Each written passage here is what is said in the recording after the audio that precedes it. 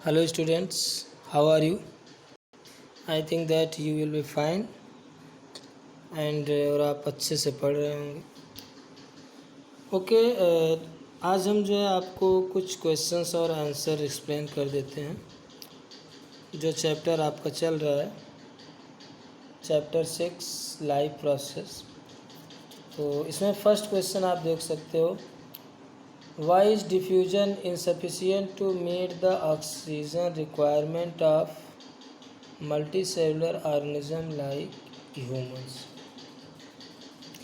जैसा कि आप डिफ्यूज़न के बारे में जानते होंगे, डिफ्यूज़न क्या होता है। इन डिफ्यूजन प्रोसेस मटेरियल्स और substances move from higher concentration to lower concentration of the region. तो डिफ्यूज़न प्रोसेस में होता क्या है, जो मटेरियल्स होते हैं हायर कंसंट्रेशन से लोअर कंसंट्रेशन में मूव करते हैं। कहने का मतलब जो कंसंट्रेशन में डिफरेंस होता है तो मूवमेंट होता है, इस प्रोसेस को डिफ्यूज़न कहते हैं। But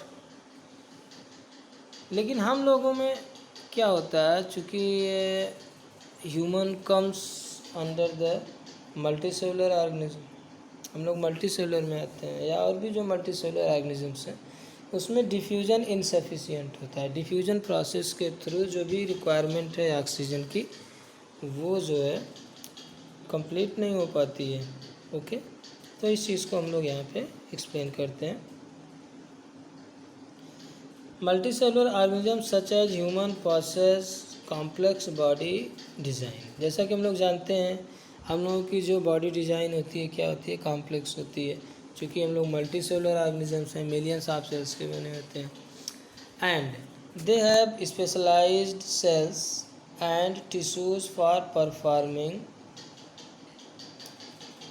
again I want to repeat, multicellular organisms such as human possess complex body design.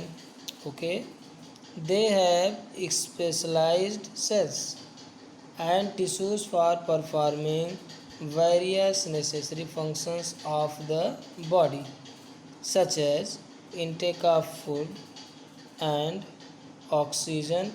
Unlike unicellular organism, multicellular cells are not in direct contact with the outside environment, therefore diffusion cannot meet their oxygen requirement. देखिए, multicellular organism such as humans, जैसे हम लोग हैं, हम लोग की जो body होती है वो कॉम्प्लेक्स बॉडी डिज़ाइन होती है। ओके, और हम लोगों में क्या होता है, विभिन्न फंक्शंस को परफॉर्म करने के लिए स्पेशलाइज्ड सेल्स और स्पेशलाइज्ड टिश्यू होते हैं। Okay, such as intake of food, जैसे फूड हम लोग कहाँ से लेते हैं, माउथ से लेते हैं। माउथ क्या स्पेशल ऑर्गन्स है ना। एंड ऑक्सीजन, ऑक्सीजन हम लोग कहाँ से, ऑक्सीजन का जो सर्कुलेशन होता है वो लंग्स से होता है। लंग्स क्या है, लंग्स का एक अलग स्पेशल फंक्शंस होता है। इस तरह से हमारी बॉडी में अलग अलग स्पेशल ऑर्गन्स हैं, उनके फंक्शंस क्या हैं, डिफरेंट है। ओके, एंड यूनिसेलुलर ऑर्गेनिज्म में क्या होता है, यूनिसेलुलर में सिंगल सेल होते हैं। यूनिसेलुलर ऑर्गेनिज्म जो होते हैं सिंगल सेल के बने होते हैं। ओके, और ये जो है यूनिसेलुलर ऑर्गेनिज्म जो है डायरेक्ट कांटेक्ट, इन्वायरमेंट के डायरेक्ट कांटेक्ट में रहते हैं। ओके, बट हम लोगों में क्या है, हम लोगों के जो इंटरनल ऑर्गन्स हैं वो डायरेक्ट इन्वायरमेंट के कांटेक्ट में नहीं रहते हैं। इस डायरेक्ट कांटेक्ट में न रहने की वजह से जो डिफ्यूज़न है वो हमारे ऑक्सीजन रिक्वायरमेंट को कंप्लीट नहीं कर सकता। Okay, now look question number 2. What is question number 2? What criteria do we use to decide whether something is alive? Question का मतलब है कोई भी चीज़ अगर अलाइव है, जीवित है, तो उसको कौन से क्राइटेरिया से आप जो है डिसाइड कर सकते हैं. Okay, again listen question. What criteria do we use to decide whether something is alive? Answer: any visual movement such as walking, breathing, growing is generally used to decide whether something is alive or not. However, a living organism can also have movement which are not visible to the naked eye. Therefore, the presence of life process is a functional criteria that can be used to decide whether something is alive or not. तो यहाँ पे question क्या है कि कोई भी चीज़ अगर जीवित है, अलाइव है, जीवित है, तो उसको हम कैसे डिसाइड कर सकते हैं. जैसा कि आप लोग जानते हैं, बहुत सारे हम लोगों में या लिविंग थिंग्स में बहुत सारे विजिबल मूवमेंट होते हैं.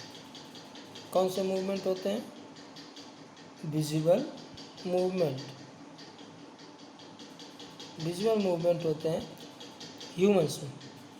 For example walking, breathing, growing. तो ये वॉकिंग, ब्रीदिंग और ग्रोइंग ये विजुअल मूवमेंट होते हैं जो कि लिविंग थिंग्स की कैरेक्टरिस्टिक्स में आते हैं. नॉन लिविंग थिंग्स में ब्रीदिंग नहीं होता, ग्रोइंग नहीं होता है. तो दीज आर विजुअल कैरेक्टरिस्टिक्स जिससे आप ये बता सकते हैं कि समथिंग इज़ अलाइव और नॉट, कोई चीज़ जिंदा है या नहीं.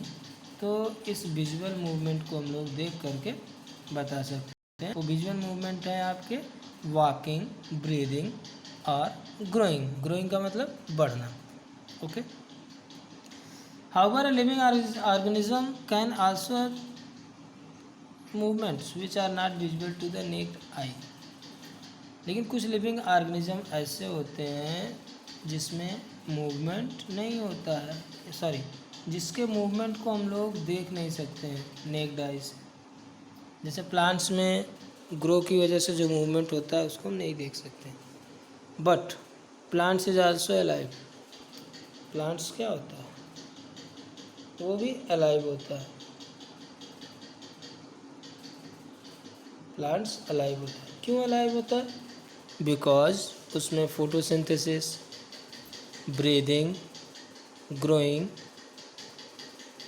और ये सब जितने भी लाइफ प्रोसेसेस हैं वो सारे लाइफ प्रोसेस प्लांट्स में भी होते हैं. तो इस तरह से प्लांट्स भी क्या होगा? अलाइव होगा. तो मेन चीज़ क्या है? कोई भी समथिंग, कोई भी चीज़ अलाइव है उसके लिए जो क्राइटेरिया है, सबसे इम्पॉर्टेंट थिंग है लाइफ प्रोसेसेस.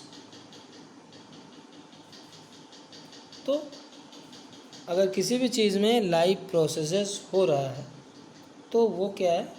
अलाइव है. Okay. Now look question number 3. What are outside raw material used for by an organism? इसका आंसर होगा an organism uses outside raw materials mostly in the form of food and oxygen. The raw materials required by an organism can be quite varied depending on the complexity of the organism and its environment. तो question ये है, what are outside raw materials used by an organism. मतलब कोई भी organisms के लिए बाहर से कौन कौन सी रॉ मटेरियल्स की ज़रूरत पड़ती है. सबसे इम्पॉर्टेंट रॉ मटेरियल आपके हो जाएंगे फूड, ऑक्सीजन. तो ऑर्गेनिजम्स को रॉ मटेरियल्स के लिए फूड की ज़रूरत पड़ती है और ऑक्सीजन की ज़रूरत पड़ती है. वैसे अलग अलग ऑर्गेनिज्म में रॉ मटेरियल्स डिफरेंट होते हैं. फॉर एग्ज़ाम्पल इन प्लांट्स में जो रॉ मटेरियल्स हैं वो क्या होते हैं, जैसे CO2, ओके, वाटर, सनलाइट, ये सब क्या है, रॉ मटेरियल है प्लांट्स के लिए।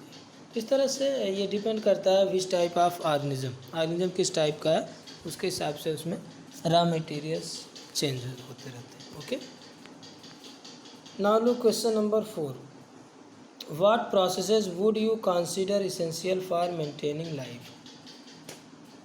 What processes would you consider essential for maintaining life, मतलब लाइफ को मेंटेन करने के लिए कौन कौन से प्रोसेसेस ज़रूरी हैं।